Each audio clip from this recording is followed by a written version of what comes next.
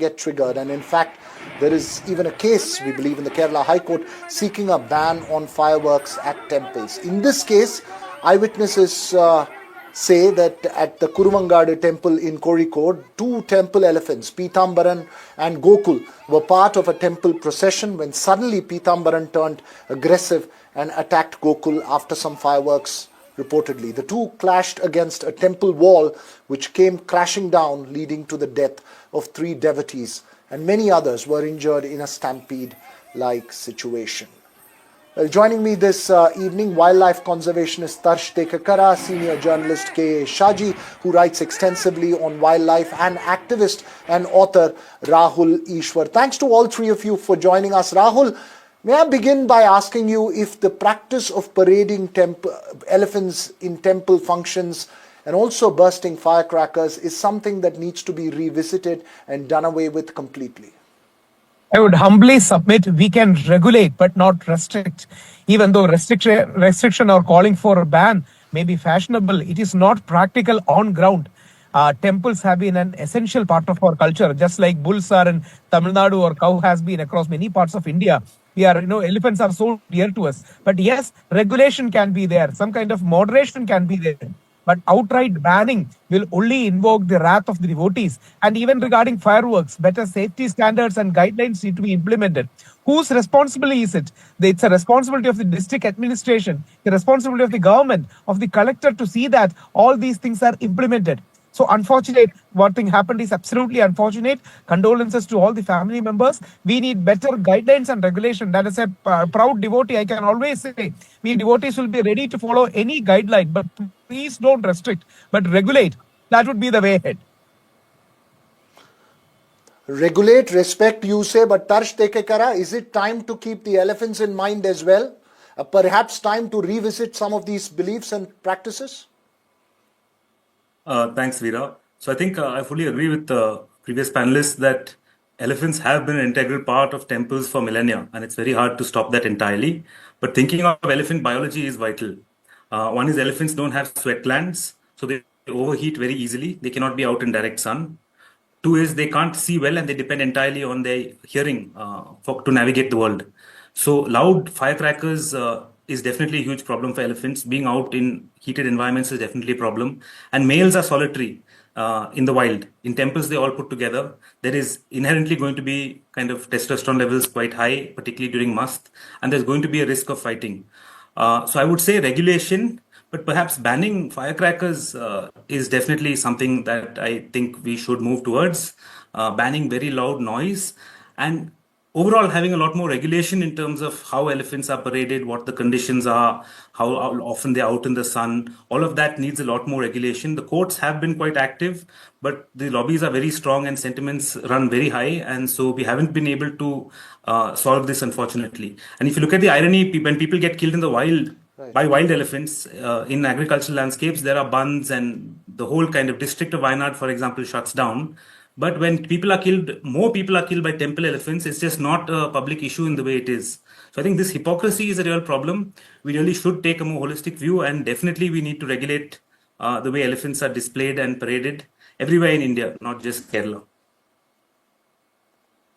That's a very important point that you make there. When elephants trample from the wild, then there is so much attention that's given, but not to those that are made to parade in temples. K.A. Shaji, where would you stand on that debate? I totally agree with the task that there is a hypocrisy, there is a double standard, there is a kind of people's difference of opinion in the case of handling the 2 kinds of elephants.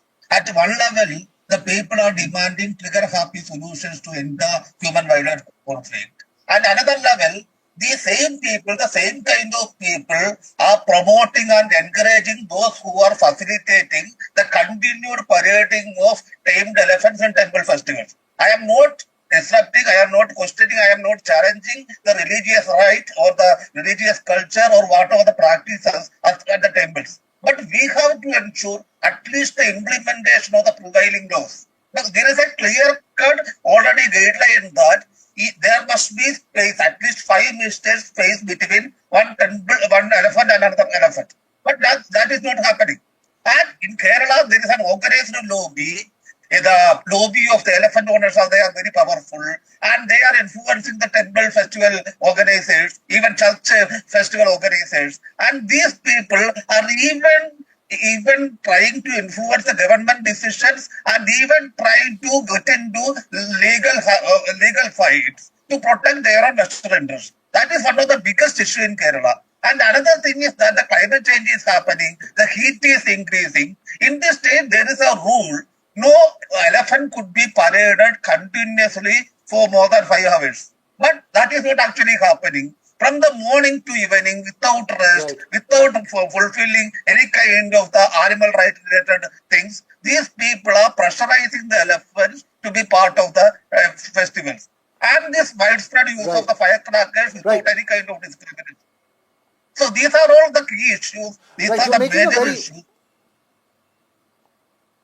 No, you're making very important points there. All three of you have made some important points. Rahul, how do one ensure these rules are followed? Because, when you're parading elephants, and I ask this very honestly, 2 points that have been pointed out. One is the hypocrisy of talking about elephant attacks in, let's say, a Wayanad or a place like that. On the other hand, not really taking concrete action in some of these cases. A, and B, when an elephant is being paraded, how does one stop somebody from throwing a firework, some loud noise? The poor animal can get triggered. How does one ensure safety? Though it's happening for many, many years, given the kind of crowds that congregate, how does one ensure that kind of safety? I totally agree with the earlier two speakers, Shaji sir, in airing the sentiments. That's the reason why we need an effective administration which balances the interest of devotees and also the wildlife protection people's issues and the other things, safety measures. So we need an intelligent balance that can only be initiated by the government and the others. That's the reason why legendary gurus like Srinarayana Guru Devan has discouraged the use of exhibitionism in our temples. Whenever we go, we request them, instead of 10 elephants, let us have 2 or 3 elephants, or let us cut down and minimize. So definitely that angle should definitely be probed. At the same point of time, all the devotees do have a right. Devotion is a very sensitive issue. Temple, church or mosque are very sensitive issue. That's the reason why the district administration, the collector, the government should take initiative in calling. For example, when Trishur Puram, a huge roka, the entire community, even people of all faiths stood together and fought for Trishur Puram. That's the reason why we need to be sensitive about this. It is the responsibility. The buck stops at the doorsteps of the district administration, who has a responsibility to coordinate and bring a balance to the entire thing. And generally, all believers are totally following of what is being instructed to them, but not an outright ban. An outright ban will create a knee-jerk reaction. Absolutely. No, point has been taken, and I think that's the same point that Tarsh and Shaji have made as well. Moving further from an outright ban, Tarsh, very briefly, and as I'm speaking to you, we are playing those pictures of what happened there in Kozhikode district. How do we then implement something of this nature? It's easy to say district administration, but how difficult is it that when you are parading elephants before a huge crowd of people, there are going to be drum beats, there are going to be noises, somebody's cell phone can ring. How does one make sure that these restrictions are in place and then there is safety both for the elephants and for the human beings? Thanks, Veera. So I think, it's a time bomb ticking. There's no two ways about it. Elephants in these environments are always highly stressed. They're walking on hard surfaces. They're exposed to extreme heat. They're getting only a very single kind of crop as diet. So many males being close to each other is highly unnatural. So this is almost a kind of time bomb waiting to burst there. And like you said, anything can trigger. So I think there's no simple answer. You have to maybe bring in mahouts from places like Wayanad who have deep understanding of elephant behavior, bring in the forest department a lot more. You have to enforce what laws exist. I don't think we need to do anything more. Keeping elephants apart, limiting the number of hours they're out, making sure they are cool, not allowing human beings too close to each other. If we kind of make a concerted effort to implement what laws are there around how elephants are paraded, I think that will help the situation considerably. But it starts with the public. It's because the public almost love the elephants to death that there are so many people and there's so much pressure on the elephants. So there has to be a kind of mindset change in Kerala of being more respectful to the elephants and kind of respecting some boundaries. but allowing people to kind of express their And love for perhaps elephants. Anapremi understanding is them a a little term. better. Absolutely. So I think bringing in the Right. I forest mean, it's not department and just about mahouts. respect, but also about understanding them. Absolutely. Understanding them. I mean, Shaji, very, very briefly. I'm sorry, Tarsha, I was just interrupting you there. Shaji, very briefly, we have just 20 seconds.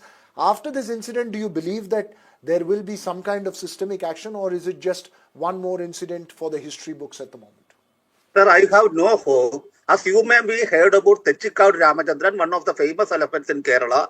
He is half blind. He killed 15 people and 3 elephants, but still he is being paraded in the temple festivals, despite of all the laws. That is the situation here. In the last 2024, only 9 people were killed by elephants. But this year, in the last 2 months, in the January and February, 6 people have been killed by the elephants in Kerala. So there must be some urgent action. And they have to take into consideration the climate change challenges. They have to consider the stress factor among the elephants. So there must be an expert opinion, seeking of the expert opinion and a time-bound action plan to de-stress the elephants.